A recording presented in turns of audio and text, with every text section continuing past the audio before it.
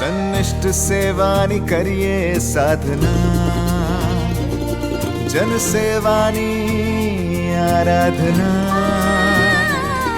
સન્નિષ્ઠ સેવાની કરીએ સાધના, જન સેવાની આરાધના.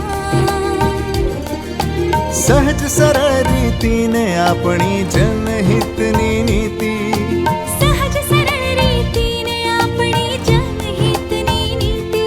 સાથે મળીને લખીએ આપણે જય ગાથા ગુજરાતની, યશ ગાથા ગુજરાતની, જય ગાથા ગુજરાતની, યશ ગાથા ગુજરાતની. નમસ્કાર દર્શક મિત્રો, વિકસિત ભારત આ ફક્ત એક ધ્યેય નથી, પરંતુ આપણા સુવર્ણ ભવિષ્ય માટેનો એક સંકલ્પ છે. વડાપ્રધાન શ્રી નરેન્દ્રભાઈ મોદીના આ વિઝનને પાર પાડવા માટે મુખ્યમંત્રી શ્રી ભૂપેન્દ્રભાઈ પટેલના નેતૃત્વમાં ગુજરાત સજ્જ થઈ રહ્યું છે. ત્યારે આપણે સૌ સાથે મળીને આપણા વિકસિત ભવિષ્યના નિર્માણમાં સહભાગી થતા રહીએ તેવી અભ્યર્થના સાથે શરૂ કરીએ આપણો આ લોકપ્રિય કાર્યક્રમ યશગાથા ગુજરાતની.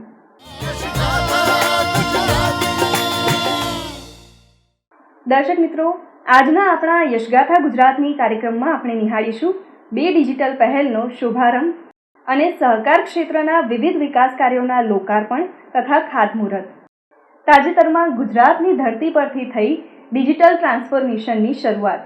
ગાંધીનગર ખાતેથી ડિજિટલ કરન્સી આધારિત પહેલનો પ્રારંભ કરાવીને કેન્દ્રીય મંત્રી શ્રી અમિતભાઈ શાહે રાજ્ય અને દેશની જાહેર વિતરણ વ્યવસ્થાને નવી દિશા આપી છે.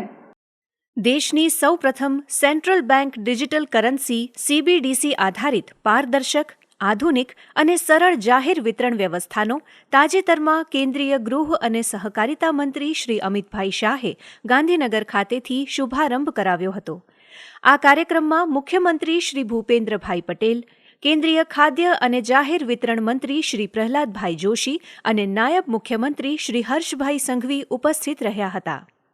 આ સમારોહ દરમિયાન કેન્દ્રીય ગૃહમંત્રીશ્રીએ 1 કિલોના સીલબંધ પેકિંગમાં ચણા અને તુવેર દાળના વિતરણ, અમદાવાદના સાબરમતી ઝોનમાં અન્નપૂર્તિ ગ્રેઇન ATM સુવિધા તેમજ ગરિમા પોષણ સુપોષિત ગરુડેશ્વર તાલુકો અભિયાનનો શુભારંભ કરાવ્યો હતો.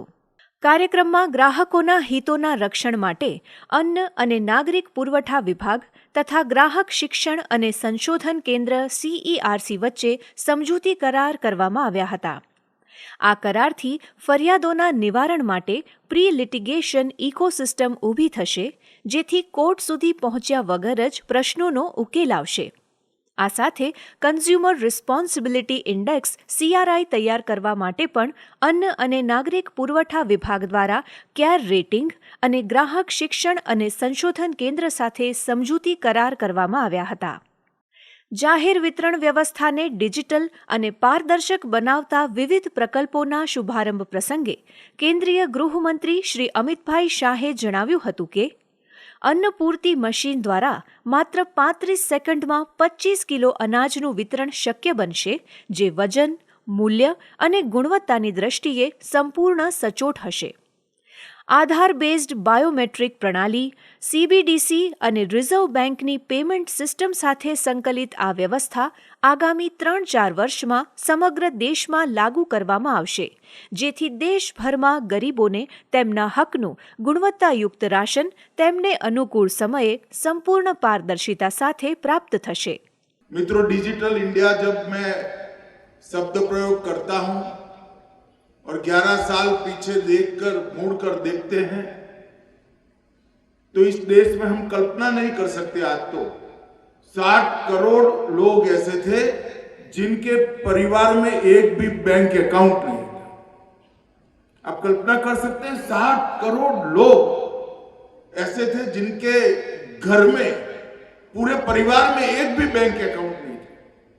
और आज यही भारत 11-12 सालों के बाद नरेंद्र मोदी जी के नेतृत्व में दुनिया के आधे डिजिटल ट्रांजैक्शन भारत में हो रहे हैं. इसका मतलब है दुनिया में 2 डिजिटल ट्रांजैक्शन होते हैं तो उसमें से एक भारत में होता है. एक और पूरी दुनिया के ट्रांजैक्शन और एक और भारत के ट्रांजैक्शन। ये परिवर्तन केवल 11-12 साल के अंतराल के अंदर आया है। ડિજિટલ ટ્રાન્સફોર્મેશન વિશે વાત કરતા કેન્દ્રીય ગૃહમંત્રીશ્રીએ કહ્યું હતું કે હવે ગરીબોને સસ્તું અનાજ આપવાની દિશામાં પણ ડિજિટલ ટ્રાન્સફોર્મેશન સાકાર થઈ રહ્યું છે, જે અંતર્ગત CBDC એટલે કે central bank digital currency project અને મેડ ઇન ગુજરાત એવા અન્નપૂર્તિ ગ્રેઇન ATM જેવી આધુનિક સુવિધાઓ કાર્યરત કરવામાં આવી છે। આ નવી ટેકનોલોજી આધારિત વ્યવસ્થાથી ભ્રષ્ટાચાર સંપૂર્ણપણે નાબૂદ થશે અને વચેટિયાઓનો અંત આવશે, જેનાથી છેવાડાના ગામડા, આકાંક્ષી જિલ્લાઓ અને પછાત વિસ્તારોમાં વસતા નાગરિકોને તેમના હકનું પૂરેપૂરું અનાજ સીધું અને પારદર્શક રીતે મળી રહેશે। एक प्रकार से पूर्ण सुरक्षित, पारदर्शी और एक प्रकार से गरीबों के अधिकारों की सुरक्षा करने वाला ये पद्धति जिसका शुरू हो रहा है, मुझे विश्वास है कि 3-4 साल के कम अंतराल के अंदर ही पूरे देश के हर राज्य में इसको जमीन पर पहुंचाने का काम पूरा कर दिया जाएगा।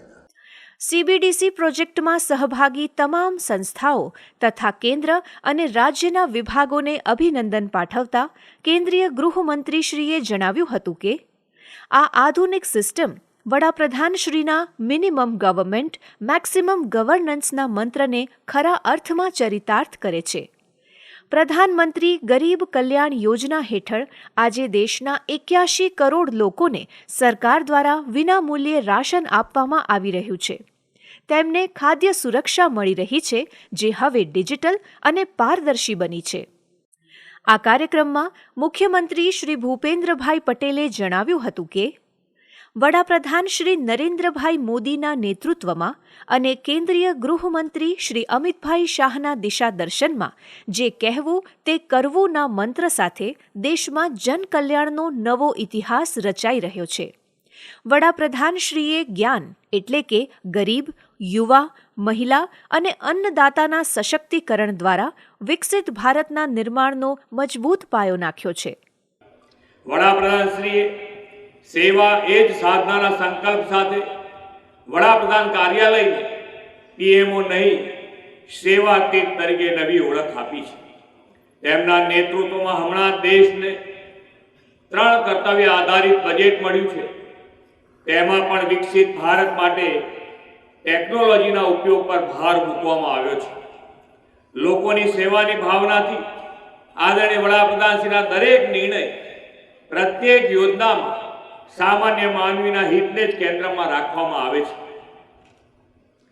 તેમણે ટેકનોલોજીના ઉપયોગથી ટ્રાન્સપરન્ટ, એફિશિયન્ટ અને ઇઝી એક્સેસેબલ સેવાઓથી કલ્યાણ યોજનાઓનું ટ્રાન્સફોર્મેશન કર્યું છે। વિકસિત અને આત્મનિર્ભર ભારત માટે ટેકનોલોજીને પ્રાયોરિટી આપીને ડિજિટલ ભારતનો વિચાર ચરિતાર્થ કર્યો છે। મુખ્યમંત્રીશ્રીએ કહ્યું હતું કે રાજ્યમાં હવે અનાજ મેળવવા માટે ગ્રેઇન ATM કાર્યરત થશે, જે 24 કલાક કાર્યરત રહેશે। આ સુવિધાથી ખાસ કરીને શ્રમિકો અને મજૂર વર્ગ તેમના કામકાજના કલાકો પછી પણ ગમે ત્યારે રાષ્ટ્રીય અન્ન સુરક્ષા કાયદા હેઠળ મળવાપાત્ર ઘઉં, ચોખા અને દાળ મેળવી શકશે, જે છેવાડાના માનવીના સશક્તિકરણની દિશામાં મોટું પગલું પુરવાર થશે। આ વેળાએ ખાદ્ય અને જાહેર વિતરણ કેન્દ્રીય રાજ્યમંત્રી શ્રીમતી નીમુબેન બાંભણિયા, ગુજરાતના અન્ન અને નાગરિક પુરવઠા મંત્રી શ્રી રમણભાઈ સોલંકી, રાજ્યમંત્રી શ્રી PC બરંડા સહિત વિવિધ સાંસદશ્રીઓ અને ધારાસભ્યશ્રીઓ પણ ઉપસ્થિત રહ્યા હતા।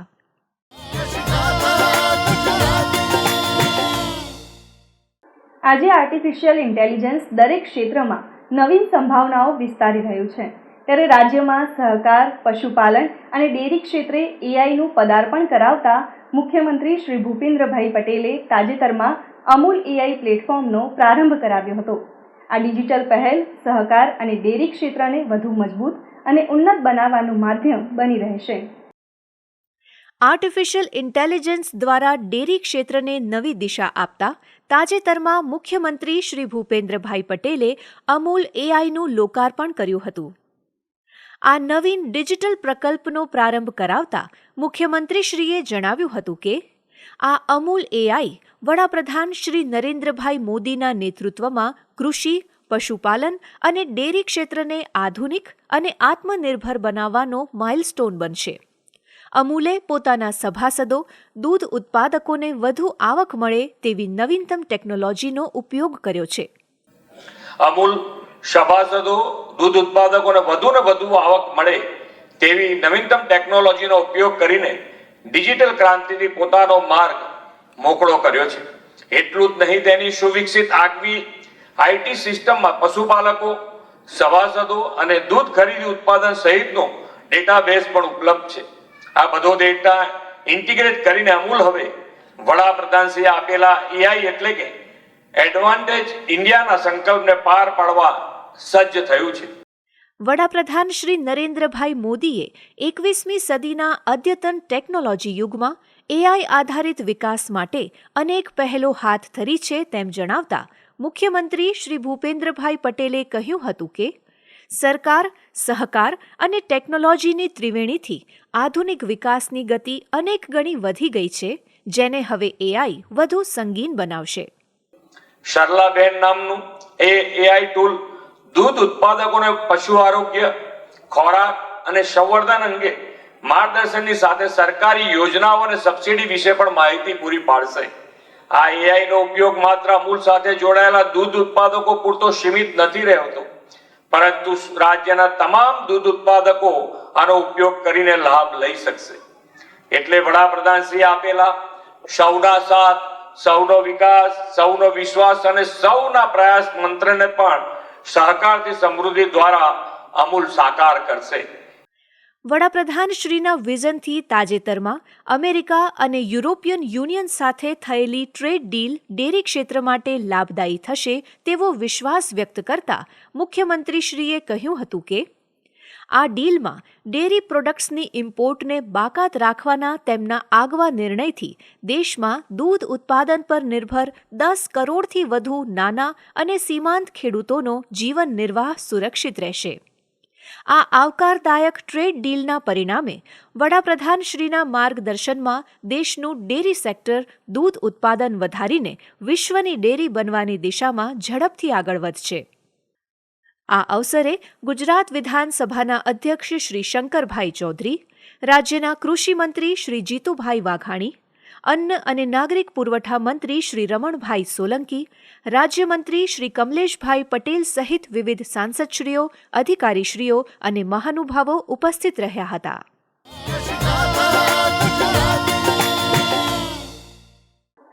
સહકારથી સમૃદ્ધિના સંકલ્પને સાકાર કરવાની સાથે સહકારી માળખાને મજબૂત બનાવવાના હેતુથી તાજેતરમાં ગાંધીનગર ખાતે કેન્દ્રીય સહકારિતા મંત્રી શ્રી અમિતભાઈ શાહના અધ્યક્ષસ્થાને મંથન બેઠકનું આયોજન કરવામાં આવ્યું હતું. આ બેઠકમાં કેન્દ્રીય મંત્રીશ્રીએ રાજ્યના સહકારી ક્ષેત્રના વિવિધ પ્રકલ્પોના લોકાર્પણ તથા ખાતમુહૂર્ત પણ કર્યા હતા.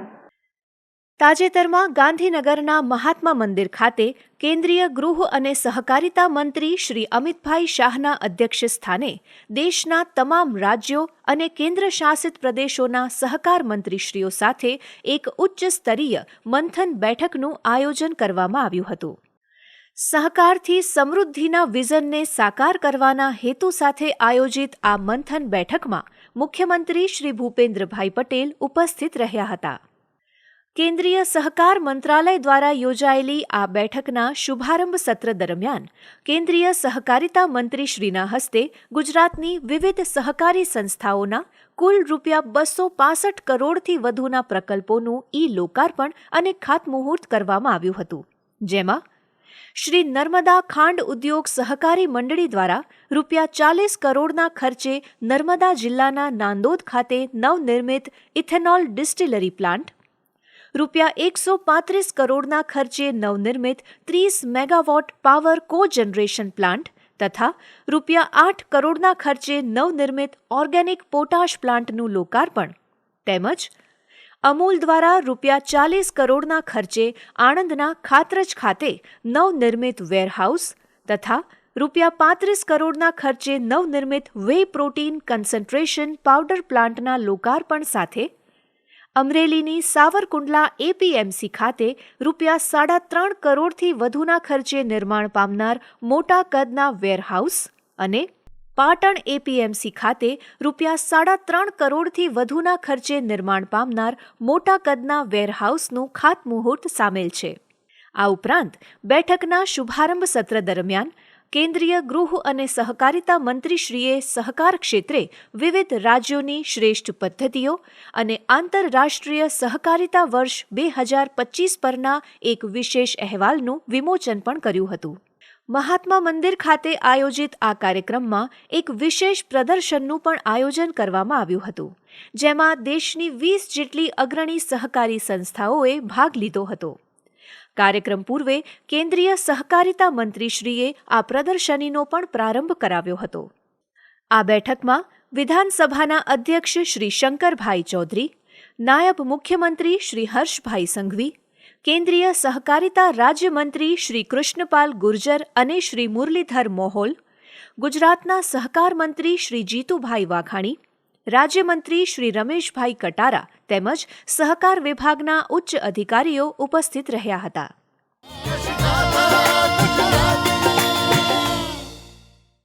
દર્શક મિત્રો, ગત સપ્તાહે ગુજરાત રાજ્યમાં થયેલા વિવિધ વિકાસ કાર્યો અને પ્રવૃત્તિઓને નિહાળીએ સમાચાર સારાંશમાં. ભારતના શહેરોમાં ઇલેક્ટ્રિક બસોના ઉપયોગથી સ્વચ્છ, વિશ્વસનીય અને ટકાઉ પરિવહનને પ્રોત્સાહન આપવા માટે પીએમ ઈ બસ સેવા એક મહત્વપૂર્ણ પહેલ છે, જે અંતર્ગત વડાપ્રધાન શ્રી નરેન્દ્રભાઈ મોદીએ આસામથી કરેલા વિવિધ વિકાસ કાર્યોના ઉદ્ઘાટન પૈકી ભાવનગર શહેરમાં 50 ઈ બસીસને લીલી ઝંડી આપી હતી. આ નવીન બસીસ સાથે ભાવનગરે નાયબ મુખ્યમંત્રી શ્રી હર્ષભાઈ સંઘવીના હસ્તે કુલ ₹509 કરોડના વિકાસ કાર્યોની ભેટ પણ મેળવી હતી. ભાવનગર શહેરના સર્વાંગી વિકાસ, આધુનિકીકરણ તથા આંતરમાળખાકીય સુવિધાઓમાં નોંધપાત્ર વધારો કરતા નાયબ મુખ્યમંત્રીશ્રીએ ભાવનગર મહાનગરપાલિકાના ₹140 કરોડથી વધુના 35 વિકાસ કામોના ખાતમુહૂર્ત તથા ₹368 કરોડથી વધુના વિકાસ કાર્યોનું લોકાર્પણ કર્યું હતું. આ અવસરે નાયબ મુખ્યમંત્રીશ્રીએ જણાવ્યું હતું કે કેન્દ્ર સરકારની મહત્વાકાંક્ષી પીએમ ઈ બસ સેવા યોજના હેઠળ ભાવનગર શહેરમાં શહેરી પરિવહન વ્યવસ્થાને સુદૃઢ, સ્માર્ટ અને પ્રદૂષણ મુક્ત બનાવવા માટે 50 ઇલેક્ટ્રિક બસો ફાળવવામાં આવી છે. શહેરને મળેલ નવી બસો ભાવનગરની લાઇફલાઇન બનશે. આ પ્રોજેક્ટ અંતર્ગત અધેવાડા ખાતે બસોના સંચાલન અને મેન્ટેનન્સ માટે અત્યાધુનિક ડેપોનું નિર્માણ પૂર્ણ કરવામાં આવ્યું છે. આ યોજનાના ફેઝ 2 અંતર્ગત ઇલેક્ટ્રિક બસ સેવા શરૂ કરનાર ભાવનગર મહાનગરપાલિકા ગુજરાતનું સૌપ્રથમ શહેર બનવાનું ગૌરવ પ્રાપ્ત કરી રહ્યું છે. આ કાર્યક્રમમાં પીએમ ઈ બસ સેવા અંતર્ગત લોગો કોમ્પિટિશનના વિજેતાને ચેક વિતરણ તથા પ્રોત્સાહક ઇનામ વિતરણ પણ કરાયા હતા.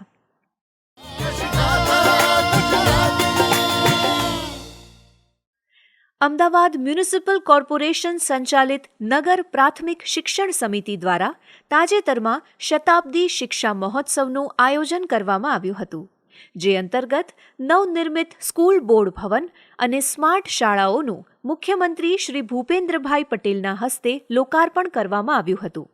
આ સાથે શ્રેષ્ઠ શાળાઓ તથા શિક્ષકોને એવોર્ડ પણ એનાયત કરવામાં આવ્યા હતા. આ અવસરે મુખ્યમંત્રીશ્રીએ જણાવ્યું હતું કે અખંડ ભારતના શિલ્પી સરદાર વલ્લભભાઈ પટેલે 100 વર્ષ પહેલા જે નૈતિક મૂલ્યો અને આત્મનિર્ભરતાના પાયા પર નગર પ્રાથમિક શિક્ષણ સમિતિની સ્થાપના કરી હતી, તે આજે 453 શાળાઓ સાથે વટવૃક્ષ બની છે. શિક્ષણથી રાષ્ટ્ર નિર્માણના વડાપ્રધાન શ્રી નરેન્દ્રભાઈ મોદીના મંત્રને નગર પ્રાથમિક શિક્ષણ સમિતિની શાળાઓ મૂલ્યનિષ્ઠ શિક્ષણ થકી સાકાર કરી રહી છે. આ કાર્યક્રમની શરૂઆતમાં મુખ્યમંત્રી શ્રી ભૂપેન્દ્રભાઈ પટેલે નવરંગપુરા ખાતે ₹10.5 કરોડથી વધુના ખર્ચે નવનિર્મિત સ્કૂલ બોર્ડ ભવનની મુલાકાત લીધી હતી. આ દરમિયાન મુખ્યમંત્રીશ્રીએ સ્પાર્ક પ્રોજેક્ટ હેઠળ વિદ્યાર્થીઓએ તૈયાર કરેલી કૃતિઓ નિહાળીને વિદ્યાર્થીઓ સાથે સીધો સંવાદ પણ કર્યો હતો.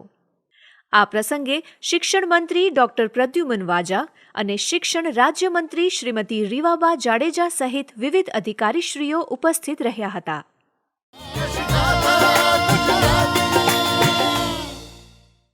તાજેતરમાં મુખ્યમંત્રી શ્રી ભૂપેન્દ્રભાઈ પટેલના અધ્યક્ષસ્થાને મહાત્મા ગાંધી સાબરમતી આશ્રમ મેમોરિયલ ટ્રસ્ટની ગવર્નિંગ કાઉન્સિલની બેઠક યોજાઈ હતી. ગાંધીનગર ખાતે આયોજિત આ બેઠકમાં નાયબ મુખ્યમંત્રી શ્રી અને કાઉન્સિલના વાઇસ ચેરમેન શ્રી હર્ષભાઈ સંઘવી પણ ઉપસ્થિત રહ્યા હતા. વડાપ્રધાન શ્રી નરેન્દ્રભાઈ મોદીના આગવા વિઝન અને પ્રેરણાથી સાબરમતી આશ્રમનું અદ્યતનીકરણ અને નવીનીકરણ હાથ ધરવામાં આવી રહ્યું છે. ત્યારે ગવર્નિંગ કાઉન્સિલની આ બેઠકમાં સાબરમતી આશ્રમના હાથ ધરાઈ રહેલા વિવિધ કામોની પ્રગતિની સમીક્ષા કરવામાં આવી હતી. આ બેઠકમાં મહાત્મા ગાંધી સાબરમતી આશ્રમ મેમોરિયલ ટ્રસ્ટની ગવર્નિંગ કાઉન્સિલના સભ્યો સહિત વિવિધ અધિકારીશ્રીઓ ઉપસ્થિત રહ્યા હતા.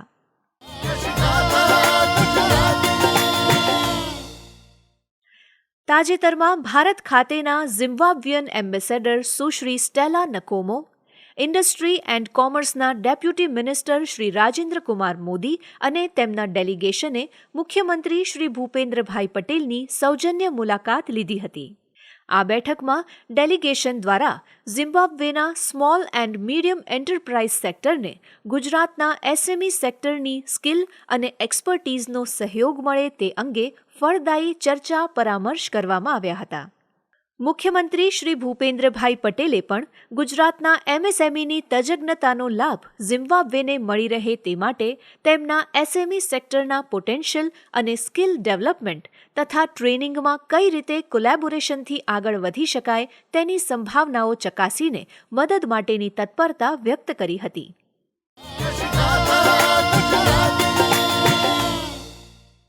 ગાંધીનગરના મહારાષ્ટ્ર ભવન ખાતે તાજેતરમાં કેન્દ્રીય ગૃહમંત્રી શ્રી અમિતભાઈ શાહના હસ્તે છત્રપતિ શિવાજી મહારાજની ભવ્ય પ્રતિમાનું અનાવરણ કરવામાં આવ્યું હતું, જ્યાં નાયબ મુખ્યમંત્રી શ્રી હર્ષભાઈ સંઘવી ઉપસ્થિત રહ્યા હતા. આ અવસરે કેન્દ્રીય ગૃહમંત્રીશ્રીએ કહ્યું હતું કે આ ભવ્ય પ્રતિમા વર્તમાન અને આગામી પેઢીને શિવાજી મહારાજના સાહસ, વ્યૂહરચના અને સ્વરાજના સંકલ્પની સતત યાદ અપાવતી રહેશે. શિવાજી મહારાજની શૌર્યગાથા અને સુશાસનના પાઠ આજે પણ આપણને સતત પ્રેરણા આપે છે. આજે શિવાજી મહારાજનું સ્વરાજ, સ્વભાષા અને સ્વધર્મનું સ્વપ્ન સાકાર થઈ રહ્યું છે તેમ જણાવતા કેન્દ્રીય ગૃહમંત્રીશ્રીએ જણાવ્યું હતું કે શિવાજી મહારાજે મંદિરોની રક્ષા અને પુનઃસ્થાપનાનો જે માર્ગ બતાવ્યો હતો તે જ માર્ગે આજે વડાપ્રધાન શ્રી નરેન્દ્રભાઈ મોદીએ અયોધ્યામાં રામ મંદિરનું નિર્માણ, કાશી વિશ્વનાથ કોરિડોર અને સોમનાથ મંદિર જેવા વિવિધ મંદિરોનો વિકાસ કરીને સનાતન ધર્મને વધુ બળ આપ્યું છે. આ પ્રસંગે વિવિધ ધારાસભ્યશ્રીઓ, અધિકારીશ્રીઓ અને મહાનુભાવો ઉપસ્થિત રહ્યા હતા.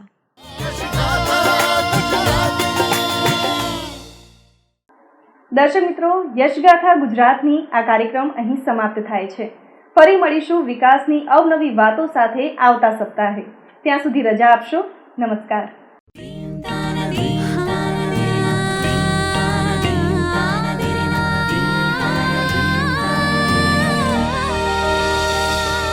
સન્નિષ્ઠ સેવાની કરીએ સાધના, જન સેવાની આરાધના.